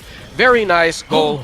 Xenox again tries to push it very hard, very fast. Doesn't quite get through the double defenders. They are still on offense here, however, and that is going to just help trying to push it through. Fox and Sox moving up. Xenox trying to position themselves to guarantee it, and they do. Really well done there. Xenox making it 2-2. Venti Caramel Crunch Frappuccino with extra pumps of dark caramel sauce are going to need to bounce back here. And it's going to look difficult because Mura and Fox and Sox, they're working on flips. Mura in particular. An explosive start could be good, but it's an explosive start for the side of Venti Caramel Crunch Frappuccino with extra pumps of dark caramel sauce as the barrier goes down on each side. Yeah. Dog, you gotta stop. I'm sorry. You better hope this team wins, by the way, or else I'll be doing it for another game. Oh god, I really do. But anyway, another kill though. I will say that that Chikara Kittens are finding these kills, causing these power plays to go out, but Venti is still doing very well at trying to like defend them and allowing Sukana to kind of like respawn and still maintain a presence in this game. Meanwhile, you already got like Cairo already going out again. The power play continues, and with the goal open, it might be like 1-2 pass here. It's been a very scary time for Venti. I am not saying that for Well, Cairo in a dangerous spot. Not quite dash punched off the edge, but a perfect lineup by Mura. And it will be Chikara Kittens evening up the game, setting themselves to a draft in their favor. If survivability comes up, if they take it, that would be a huge swing into power level here. Peak performance not on the table. None of the survivability awakenings on the table. Wow. The game said, no, y'all gonna beat each other bloody today. Apparently. Yeah, and that's really good for Venti Caramel Crunch Frappuccino with extra pumps of dark caramel sauce. They pick up the missile prop, denying the Atlas, removing that kind of agency, but Primetime will be great too. Being able to rotate cooldowns is so important. Because they're getting KOs, they're all winning with the adrenaline rush. I like that pick. Yeah, I can definitely understand, honestly, all of these picks. And for Karam, yeah, I agree with Karam. God, you got me confused now. Well, you can say just say any word in the name, and we'll know what you're talking about. You know? Seriously. You could say Venti, you could say caramel, you could say crunch, you could say frappuccino. Yeah, for Chikara Kittens, like you said, they are just kind of like going all in on like cooldowns, restoring. Their whole goal right now is just kill these fools. And it's not quite working out for them at the moment, but you can definitely see what the game plan is. They've just foregoing all subtlety in favor of pure KO, pure aggression. Yeah, I think they need to communicate to Odimon that they need to help out with the damage as well. Like, these primaries from the Mako need to be focused onto the X, for example, or else Xenox with his Adrenaline Rush will be pushing these advantages all the way to another set win. A flip out from Fox and Sox to the bottom corner, perfectly angled to hit the bottom lip of the net. What a shot. Beautiful. You see Fox and Sox got that Evo like they dribble it. Like, ball is life. Like full court shots, and like you said, like very nice angling. Knew that the like the gravity well was going to angle it just very nice aim. Oh, but the core bounces so fast around the entire map, it goes to Sukana, and that's both barriers down in an instant in the favor of Venti Caramel Crunch Frappuccino with extra pumps of dark caramel sauce. Another goal comes in for them as the game's completely evened up. Yeah, it's not going to be that easy, especially you can see they've got 2 flips in the chamber. Cairo won, Odimon got 1, so this next score is going to be rough for Chikara Kittens unless they come out with an amazing play. Good defense so far, but it's still looking quite difficult. Cairo rushing forward with the flip available, Sukana being brought low, and great primaries from Fox and Sox making sure that it's a little too difficult. A flip out from Odimon is just enough to get the core away, and Cairo on the brink of death barely gets away but has to burn the flip. And now Chikara Kitten's in a good spot. Yep, Chikara Kittens again with that 1 kill. Sukana goes down. They do. Like I said before, Sukana should not be allowed to play this game if they want to win. And right now, though, it's just been like a very good defensive effort from Venti, allowing Sukana to kind of sit in that penalty box and get in nowadays. But that beautiful strike gets that double barrier, and Xenox immediately senses blood in the water, moves in, and that's the point. That was a good wait by Odimon, but Xenox covers it even better, and now Chikara Kitten's 1 goal away from taking a very solid lead here, and surely this time survivability will show up, right? I ain't gonna say anything at this point in time because we said it last time and it didn't happen, so who knows. But right now, what I do know is Sukana's still looking very dangerous. You can see almost like Xenox kind of hovering around trying to hunt for him, and already paying off. Fox and Sox also adding to that offensive attack, and it's just very Sukana doesn't get to play the game. Yeah, that's what happens when you pick the Zentaro, and the opposing team is laser focused on making sure that you aren't able to participate here. Venti Caramel Crunch Frappuccino with extra pumps of dark caramel sauce are going to have to make a big comeback in this point. And Muraz covering so well to make that so difficult. And with both barriers down, Venti Caramel Crunch Frappuccino with extra pumps of dark caramel sauce are in a lot of trouble here. Yeah, you can see the Xenox tried for an evade. I think that was attempted flip, trying to secure that point, but not quite. Mura, though, feeds it up to Xenox. Xenox kind of missed the strike there. Get another chance at this. Do not manage thanks to Sukana getting it out of the way. Oni's blade flipped, comes out, try and stop any offense. No dice, gets it across, gets it to Xenox. Xenox punches it in. That's the set, and Chikara Kittens with a much needed lead. Yeah, I hope Muraz's right to take this peak performance, and peak performance does indeed show up. So does Stagger Swagger. Both those awakenings will be so important in shaping how this game turns out. And Among Titan's going to be picked here. I think that gives a big opportunity to Cairo to stay alive. Needs to pick up one of these survivability awakenings and does go for the peak over to Manu. That's the correct choice, by the way. You need to live here. Yeah, no, I... Stagger Swagger falls all the way down to Sukana. Venti Caramel Crunch Frappuccino with extra pumps of dark caramel sauce are so back. Why would you let any of those fall to Sukana, the person that you have been explicitly targeting this whole match? Well, on the bright side, Xenox can push the advantage right with that catalyst, so That is going to True. be something they have to worry about. The additional flips are going to be devastating on the scoring. Yeah, there is that. Fox and Sox got that extra special. I mean, like you said, among Titans, gonna be helpful. I think maybe they just think they can out damage the Stagger Swagger. Maybe. It's definitely a possibility if they focus hard enough to make sure the regen doesn't even get a chance to tick. But as we're seeing here, Sukana is making pretty decent use of it. And the fact that you're so fast is like a huge strength for the offense here. Yeah, that was just trying to think of why they would like let it fall, and I can only assume they think they'll outdo it. But that was just a very interesting goal. I had thought that had gotten caught by the ensnare drums. Yeah, somehow Xenox gets it through there, and now Venti Caramel Crunch Frappuccino with extra pumps of dark caramel sauce. They're really on the back foot. It's do or die, and so far they're getting KO. They're dying. Yeah, for real. Like, the damage is proving a lot, and that's sad, boys. But something that should be noted that I may have even forgotten is that, okay, even if you don't kill someone, the fact that you have gotten their stagger so low, that forces you to kind of like rethink your offensive approach, rethink how you're going to kind of move around the field, and that kind of psychological advantage can be just as useful. Oh, but Sukana is stagger swaggering all over the field right now. So much speed, evading every single opposing ability, and that flip's not even necessary. That kind of points displaying the strength of those survivability awakenings. Yep, very nice. Although I do not like that I can understand why they would want to burn the flip just for security, but at the same time, that's still a flip that they don't have now. So it makes me a bit concerned. But it doesn't mean that I think Venti is completely out of it now, especially because like they got that early barrier. Yeah, well, Xenox pushing forward now, but the Catalyst building up so much meter, and now Cairo needs to be careful.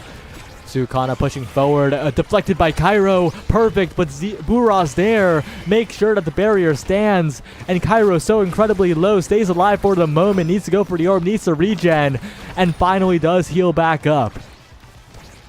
Yeah, still in a bit of a worrisome area though. Like about halfway gone. Very nice save. Fox and Sox and Murai both had to kind of like ease back to save that one, but save it they did. Saved it again. Xenox nearly knocked it in themselves with that bell ringer, but Fox and Sox putting in overtime in that net. So good for them. And they do manage to transition to offense briefly as overtime ticks off. And wow, just the core speed just enough for Xenox to punch it past, and they are on match point. Yeah, Venti Caramel Crunch Frappuccino with extra pumps of dark caramel sauce are not in a good spot right now. They need to find a way to bring this one back, but Mura's making sure that the defense is rock solid. The offense is kept up as well. A good ensnare drums, but this flip just sets up a position for Xenox to keep striking. Cairo sending it forward here. Sukana trying to get involved, but the black hole is the end of the Zentaro, and now time's ticking away. Yeah, beautiful rose warp by Mura trying to get that second barrier and get like an opening, but a bit of a misposition allows Sukana a time to like come back. Meanwhile, Xenox still threatening the forward position, and it's threatening the goal. This could be it right here if they could have stayed stuck with the core, if they could have kept control, but not going out that quickly. It's all on Cairo now to try and pull this forward in the midfield. Xenox in a push again. All the way around the world the core goes, but they don't find them. They got to watch out. The damage is pouring in as well. Venti Caramel Crunch Frappuccino with extra pumps of dark caramel sauce. Their time's running out, but a perfect snipe by Odimon turns the game around. That was perfectly timed, and that was exactly what they needed. They get the second barrier, and they are going to want to like push for this goal very, very fast. Even as Xenox comes back, even as Moore is trying to defend, they are all three of them in the net, and it is very scary times for Chikara Kittens at the moment. Especially Mura, such a big threat here. Xenox just so massive. Sends it through for the Chikara Kittens, who close it out over Venti Caramel Crunch Frappuccino with extra pumps of dark caramel sauce. And we're going to get another game with this team. No. Yeah, sure. Yeah. One more. One more. One more. One more. And I know everyone's enjoying it so much, except for you, unfortunately. It's different because they get to type it and copy paste it, but saying it's a whole other ball game. White. So, gonna have to see how that one shakes out. I will say this: Venti does. I feel like they do have something going on, like kind of like with this crew. You can definitely tell, like they know what they're doing. Piloting each of these characters is just a little bit too much in terms of like Chikara Kitten's skill and just their passing ability. Really, I think was aside for their passing ability was what allowed these scores to kind of like really manifest, even though the KOs were scary. Because if you notice, like a lot of the time, those KOs, Venti held on until like they got their person back. Yeah, I think it was just that Chikara Kittens mainly, they just were a little bit more focused on the damage. They made sure to eliminate the Zentaro, and that really just carried through to the rest of the game, right? That's such a powerful win condition, just finding the damage there. And that means that Venti Caramel Crunch Frappuccino with extra pumps of dark caramel sauce will have to play one more versus Hooked on Gothcats to determine the last qualifier. And with that, we'll be right back after this break. Don't miss the next appearance of Venti Caramel Crunch Frappuccino with extra pumps of dark caramel sauce. Lord help me.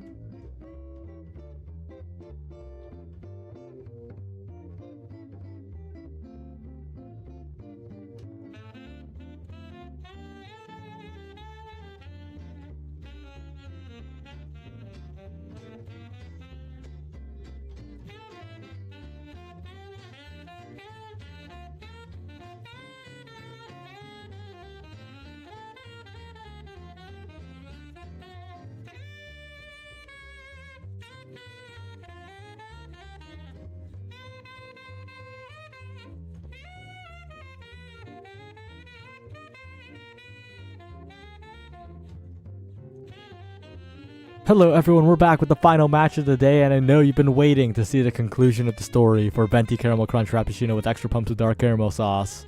Hi P-Flare. Hello. And yes, I am very interested in seeing the conclusion to this tale. Mostly so I don't have to hear that name again. But let's be being a bit real about it. Venti has shown some impressive skill with these characters that they are piloting, so I am looking for a good game out of them. On the other hand, we also have the return of Hooked on Goth Cats, who also honestly I think showed a game performance, even if it was not, even if it wasn't a winning one. So we are going to be seeing a bit of a new face here in Displacer Cat, who was subbed in for Imperfections, if I recall. So that's a bit of a new one. Definitely sounds right here. And in the loser side, losers match, third place match of this Osas week. This is the last chance. This is the final Osas week of this season. And this will determine the last team that makes to the finale of Season 10 of the Omega Strikers Amateur Series. And this is it. One team's going home. Yep. Put it all on the line here because no room for error.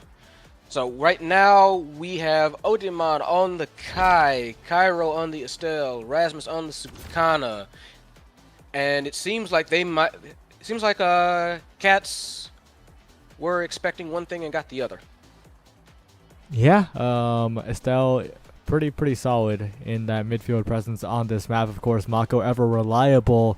But on the other end, I'm liking these picks. That looks like an Asher goalie, and Asher goalie is wonderful against Estelle and Rasmus in terms of the anti-stuff. Yeah, that's in my opinion, one of the few characters that can really try and challenge a lot of Rasmus's styles when it comes to, because Rasmus is very good at redirecting the core and kind of, to use a basketball term, basically like doing crossovers on goalies, and I do feel like Asher can kind of stuff that. Yeah, Asher could just walk up, drop the barrier beam, and bam, that's your push gone, dusted, completely ruined. So far, one barrier down on each side, but oh no, a slightly late strike means that the barriers fall for Hooked on Goth Cats, but beating Kappa, keeping it forward, Displacer Cat, sending it forward with these pillars, and Rune has been quite good today. Yeah, Rune has been on one, and so we all know what can happen if Rune revs up. So right now, they are trying to not let that happen, or Venti. Excuse me. And right now, it is Odimon. Very good defense, I would say, on that already. Cairo trying to do something to open things up. Sukana nearly very nice 1-2, but doesn't quite get it. Oh, but Odie to the bottom side. Cairo in position, but a strike war won by Displacer Cat. The Ensnare Drum stop beating Kappa in their tracks for the moment. And Displacer Cat, these strikes have been very, very solid. And wow, that clear just wasn't quite enough. Cairo gets the hits done. And that's the first point in the favor of Venti Caramel Crunch Frappuccino with Extra Pump's Dark Caramel Sauce. Very, like, you can see what Lindis was going for, trying to clear it off the top edge. Didn't quite get the angle though, and sometimes that's the kind of risk you take for those kind of attempts, for those kind of like dribble attempts, or even those kind of like clear attempts, especially when you're going for such a tight angle like that. Yeah, it was almost there. Not quite. Cairo now with the flip available, helping out on the defense so well. This place is kind of beating Kappa. If they can connect, if they can synergize, this composition is very scary in the corner. But so far, it looks like Venti Caramel Crunch Frappuccino with Extra Pumps of Dark Caramel Sauce are doing very well at diffusing them. Yeah, it's definitely one that needs a bit of time to kind of... It needs a bit of TOC in order to kind of really come online, that kind of combination. And they're not quite there yet. On the other hand, they do have the goal open, and we know X is very good at pushing the core through. So that's something that they're also going to have to watch out for, be careful for, as they try and like transition, get these barriers down. I would prefer defeating Kappa try to take it a little bit slower though, because trying to push it forward fast, X is not fast, right? You need to catch up with the core. You need to find those very, very measured dribbles to set yourself up, like Zyoshi was doing earlier. And feeding Kappa, that could help a lot here. Big position. Oh, the Ensnare Drums backfire, but it's still cleared away. And Venti Caramel Crunch Frappuccino with Extra Pumps of Dark Caramel Sauce. Now they're the ones on the offense. Cairo on the bottom side, looking for the goal, but a barrier beam once again ruins their day. Yeah, Kappa tried to like push it through, kind of get a bounce going in order to like force the issue, but didn't quite get it. And that was an insta-pop from Lindis? Yeah, didn't quite get all the way, but it was a good attempt. they were trying to send it on the bottom side. They still got the goal on the top side. Hooked on Gothcats tying it up here. Yeah, some long points really already. So we're going to see if that manages to hold, or if, say, like one of the drafts causes things to start going by a lot faster. What I'm a little bit surprised at is Displacer Cat been doing good with these pillar placements, but hasn't done anything like, as far as I can tell, like super insane yet. And we all know that Rune can cause some havoc with those pillars. So we need to see, so I'm looking at Rune to cause like a lot of mayhem and cause a lot of points in the later draft. Yeah, Sukana though, looking for the crossfire with Cairo. They both fall just barely short, but Cairo's working on a flip here. Big opportunity if Sukana can catch the core, but the core drifts away just barely. Good clear by Odimon, but feeding Kappa to the top side. Doesn't quite find the shot. Still defended by the Mako of Venti Caramel Crunch Frappuccino with Extra Pumps of Dark Caramel Sauce. Now big opportunity for Cairo. A flip late from the midfield line, but saved away by Lindis, who is in a lot of trouble here as Cairo and Sukana look for the passing play. Another good clear from Lindis, but this time just out of reach. And a Venti Caramel Crunch Frappuccino with Extra Pump Dark Caramel Sauce. They're the ones who take the lead once again. 2-1. Lindis just slightly off target. But they can definitely like come back from this. I think right now it feels like Cats are having a little bit of an issue trying to figure out what they kind of want their playstyle, what they want their win condition to be. Which, I mean, again, to be fair, first set, no big deal. And speaking of first set, that I believe is the first kill in this game. I don't think it was the first, but there have not been many here. Sukana core controlling Cairo as well. They get the revenge kill as Cairo was almost taken out. And you got to be careful here. Feeding Kappa respawns with full health. Doesn't quite get Cairo, but they're incredibly low here. Feeding Kappa now almost taken out by the Rose Storm to the back on the blink. And now Displacer Cat trying to find pillars to set, but these rune pillars have not really slowed down the offense here from Venti Caramel Crunch Frappuccino with Extra Pump Dark Caramel Sauce. No, yeah, that's kind of like what I was talking about. I don't feel like Displacer Cat's done anything crazy yet. Like, the pillars have not been bad, like that one right there. That was good, kept the offense going, but we've seen these pillars go crazy. And also, don't know if I agree with that. Yeah, the Dribble. strike shot might not have been the good choice there. I think Linda should have just walked up to the core. Yeah, same here. I like it was slow enough. It wasn't going to go in. I think you had the range for that. Like, don't try to be fancy. Just hit it. Well, first draft coming through and big opportunity here. Twin Drive, a huge Mako Awakening available, but heavy impact taken, and that's a bit of a beginner mistake, unfortunately, from Odimon. We saw it in the previous game, too. Heavy impact shouldn't be prioritized on Mako because it got nerfed. Before, it used to be best in slot, but now it's only a 3-second refund on the secondary, and on the other hand, Spark scaling beginning, Cast last picked up, prime time for the Asher. Things are looking up for Hooked on Goth Cats. Yeah, very, very nice pickups for the Cats. Like, I can see Cairo, why Cairo getting stacks for Estelle, one to get more speed, a little bit more coverage. Definitely. Similarly for Sukana, Twin Drive on Rasmus, not bad at all. But overall, the Cats just have a lot more survivability, a lot more persistence. I'm going to use that word overall. Persistence in various ways. And that's going to allow them to keep their offensive up and allow them to basically make a lot more shots on goal, a lot more pressure. And a lot of win conditions too, right? With the Spark drafting, with the Cast last banishes. Big ways to win the game here. But Venti Caramel Crunch Frappuccino with extra pumps of dark caramel sauce has been the team that has been winning most of this game so far. So if they keep the status quo, if they keep the game going as it's been going, they're going to be looking good still. Yeah, there's always, characters and awakenings are all well and good, but sometimes if you play better, then you play better and you win more. So that's always kind of like, I don't even want to call it, it's not even an X factor, it's just kind of like one of those aspects that you almost take for granted. And like that, almost got that corner, but not quite.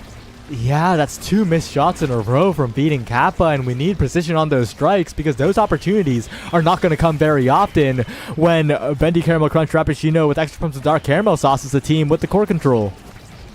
Yeah, there's just been a whole lot more of making the possessions count, I feel, on Venti's side of on Venti's side of things. Whereas they're like right there, when several times what's happened is that the Cats have had control of the core and then done one thing or another that was just off, like not huge mistakes, but they add up.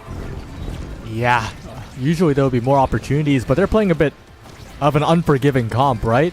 Rune X needs to find a big push, they need to succeed, and that's how they need to dominate the game. It's not a comp that keeps getting opportunities over and over. No, and to keep that topic going, X similarly is someone who really needs to impose his will, but in order to impose his will, he needs to be around other players. If the other players are just running around doing as they will, then X kind of just lumbers around. And that's also kind of like an issue that I'm noticing with that feeding Kappa. Yeah, it's not going too well here. The bottom side, the core drifts once again, and the possession still maintained by Venti Caramel Crunch Frappuccino with extra pumps of dark caramel sauce. It's on the other side now, but it never feels like it's out of their hands. Even if they lose a barrier, it feels like they still have control. The Mako speed as well going to help out once it's used again here as Odimon waiting for a good opportunity. Cairo and Sukana to the top side, and Lindis can't quite get to the core. Body blocked. 2-0 in the favor of Venti Caramel Crunch Frappuccino with extra pumps of dark caramel sauce. Yeah, Coffee Cup knows what they're doing with this comp, I think, by now. They've kind of figured out the win condition. They know what to do in terms of like passing, but breaks like that, double barrier, very nice, and that allows them to get the offense going very early. If they can convert on it, though, is another question. Yeah, and with a rune caged away, with Sukana getting the core again. Hooked on Goth Cats, they can't mount a consistent offense here, even after taking both barriers. Cairo, bit of a missed strike, but still staying alive, still has the flip, and Sukana working on one as well. A flip forward and a barrier take. A flip for Sukana now, perfectly angled to the top side of the opening goal gates, and Venti Caramel Crunch Frappuccino with extra pumps of dark caramel sauce with a massive lead. Yeah, they're kind of running away from running away with this one. Is we said it earlier, they're just making a lot more of the possessions that they do have with the core, and they're making sure that when they have the core, they are getting like these sustained offensive pushes or just flat out scoring with them, making sure that they get the most out of all of it. Meanwhile, you've got like cats that are trying very hard to kind of like push things and force it, and I feel like it's not working for him, and Venti is capitalizing on those mistakes. Ooh, I don't like the Spark of Strength draft here. I think an Agility Deny would have been better. Agility Deny would have been a lot better here for Odimon, because feeding Kappa now with that additional speed might be able to really just catch up in the speed department a little bit more here. Yeah, speed is what Kappa needs at this point. So with those two sparks, you could just be like that much more dangerous. Odimon has been doing like good at defending so far though, so it may not be too big of an issue, especially if they can get like these launches off enough. Yeah, it's all about how well you play at the end of the day, and so far, Venti Caramel Crunch Frappuccino with extra pumps of dark caramel sauce are doing well enough. And Lindis in the corner, keeping it defended for so long, but in the end, if your opponent has infinite possession, eventually they'll get through. Yeah, that's just simple mathematics, so to speak. So they do get that second barrier though, so both sides are open, and now Feeding Kappa has to try and make this offense happen. Displacer Cat trying to back him, and not quite, excuse me, I was about to say not quite happening, but they do manage to get a good angle on it. Feed from Displacer to Kappa, and they do get one on the board. Lindis' defense was not in vain, as they have 3 flips available. The other side only 2 coming up in the medium to far future. Beating Kappa needs to make good use of them here before Venti Caramel Crunch Frappuccino with extra pumps of dark caramel sauce can get it going. Yep, one goes out and one gets blown, but they do get the double barrier, so bit of a I wouldn't even call that a consolation prize. That's just like a good turnout. So now again they convert to they transition to offense, I should say, do the Cats. Instant flip again from Lindis, nearly makes it through, but not quite. So very good hold and very good possession by Venti. Whoa, that was crazy. Odimon sniped it, sent it right back into Sukana's hands for the perfect flip, and by then Lindis had no more cooldowns left. An incredible play by the goalie of Venti Caramel Crunch Frappuccino with extra pumps of dark caramel sauce. Yeah, they've just been playing very well this match. So even with that barrier taken, I'm not too like fussed about them. So they definitely know what they're doing at this point. They know the win condition. They know what they need to execute. Absolutely. Strike Wars being won by Kyra, who is small but still can win those Strike Wars, and Sukana the opposite, massive, and still taking those barriers down. 2 goals stand between them and the finale, the last finale spot of the season, and Sukana's just infinite possession, winning every Strike War, going in, finally stopped by the barrier beam, but it goes right back to Sukana. These passing plays are ridiculous from Venti Caramel Crunch Frappuccino with extra pumps of dark caramel sauce. Yeah, you see how fast Cairo has been going sometimes? It's crazy. But Kappa does manage to finally like push it past Odimon. So, yeah, still not out of this. They are on set point. Yeah, the main issue is Odimon missed a 1 strike there, and if you miss 1 strike against the next, they get strike advantage on every other strike pretty much, and it just vortexed in eventually. Sukana now trying to end this point quickly, and look at how fast this offense is with the Mako speed. It's just ridiculous. Yeah, it's just pretty insane. That flip from Odimon gets blown though, and they want to like convert this to a goal really fast. These pillars a bit of an obstacle. Feeding Kappa flip available. A scary spot here, deflected away. Cairo, perfect piercing shot at a flawless time to keep this point alive. A flip forward again, and Odimon, a panic strike right into the face of Feeding Kappa. They know that it was a blunder, but it's okay. Venti Caramel Crunch Frappuccino with extra pumps of dark caramel sauce. They still have sets to play with. Yep, and this draft I think is going to really tell how the rest of this is going to go. You've already got like peak performance that is coming up for Cairo. I'm looking at possible a Might of the Colossus. You got Siege Machine taken, which makes a lot of sense. Timeless Creator as well. A lot of interesting options here. Explosive entrance would be huge here for the Mako. They're going to get it. Explosive entrance. That's a dash awakening for the Mako. The team's going to be so much faster. Yeah, that might be... I don't want to say like that's the beginning of the end. We never know, but that is just a big get for a Mako. Yeah, not just that. Cairo intelligently making sure that the X with the stagger spark 2 sparks doesn't get peak performance, which is basically going to be the third spark there. Intelligent drafting from Venti Caramel Crunch Frappuccino with extra pumps of dark caramel sauce, but they still need to close this set out. Yep. And that was a good start getting the barriers out, and they are doing well at keeping possession, and that's a goal. Very nice persistence, and very good at like keeping on the play. Yeah, and that Mako speed is a little ridiculous. They need to abuse it every single chance they get. On the other hand, Hooked on Goth Cats need to make sure to cancel the Mako speed whenever possible. Make sure she can't hold secondary down too often here. But again, it's so difficult when two members are on the offense. They banish one. Big opportunity. Odimon use it on the defense here, and both barriers go down. Big opportunity for Hooked on Goth Cats. If they can transition and convert on it, absolutely. Which they have had troubles, but they've been seemingly showing those up recently. Not quite like that though. Around the world, the core goes. They do manage to try and like feed it back up, but it's definitely a wild game. Also, that was Sukana that just went fishing, I believe. I think it was Odimon getting the snipe off the middle. Oh, actually, no, you're right.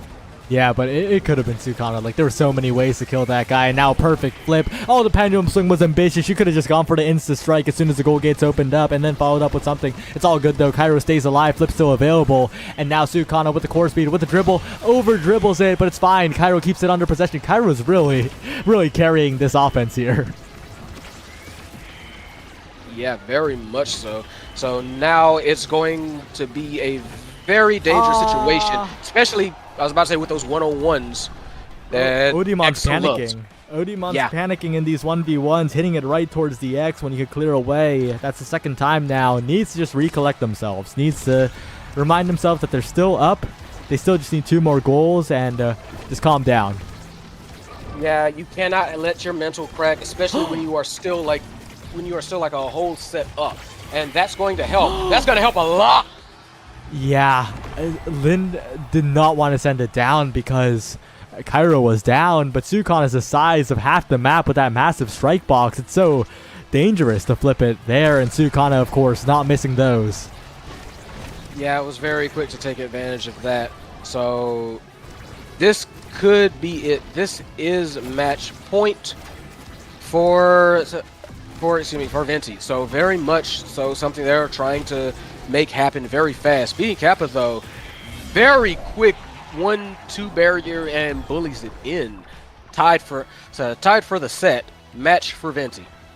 Yeah, that was an incredible individual play from the brawler of Hooked on Goth Cats, but it's going to be a little bit more difficult to do it again when they have no meter. Yeah, they're not going to be able to pull that one off twice immediately. And they're not the one, they don't have Catalyst or anything like that, so it's going to be a little bit of a wait. All right, well, it looks like Feeding Kappa's going at it again here. One barrier down already. Displacer Cat putting the pillars up, but they kind of backfire, unfortunately. Sukana now pushing forward. The barrier beam down. Lindis vulnerable for a moment, but it's actually Odimon who overholds the secondary. A good strike ward, though, keeps it away from Feeding Kappa. And Bendy Caramel Crunch Frappuccino with extra pumps of dark caramel sauce. They hold on for now. They're going to have to flip away from the pillar as well. Good delay, but it goes into Feeding Kappa's hands again. Good clear out. But they're permanently on the defense here. Finally, they find it forward, but Feeding Kappa feeds it back. Displacer Cat to Feeding Kappa top side, but Odimon a perfect strike. And now Sukana maintaining possession on top side around Lindis. And Venti Caramel Crunch Frappuccino with extra pumps of dark caramel sauce. One shot away now. Very, very nice attempt on goal, but Pillar saved it briefly. Displacer Cat putting those pillars to work now, I've noticed that. And Lindis doing, basically holding a masterclass on how to defend the net. Not that Odimon is slouching by any means, and as soon as I say that, Cairo finds the gap. Bit of a curse. But Venti Caramel Crunch Frappuccino with extra pumps of dark caramel sauce. They hold on to the core control. Kairo's in the right place at the right time. And Venti Caramel Crunch Frappuccino with extra pumps of dark caramel sauce will move on to the finale.